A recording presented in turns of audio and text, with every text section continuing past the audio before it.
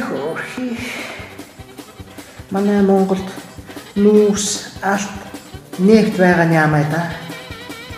Одоо ийм юмнууд байгаагүй бол ард бидэнд ч одоо ус агаарч болдохгүй. Томчуулын хоолуулаад дуусахгүй. Ёстой азтай.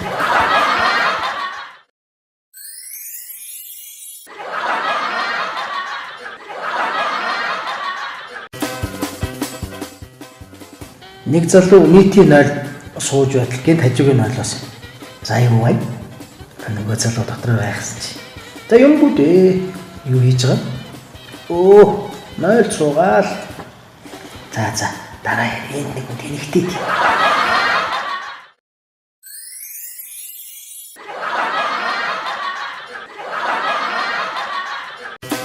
Яа, дахиад Парис явмаар санагдаад байна. Чи Парис явж ирсэн юм уу? Гүйлтэй. Урд нь бас Парис явмаар санагдаад байсан байхгүй юу?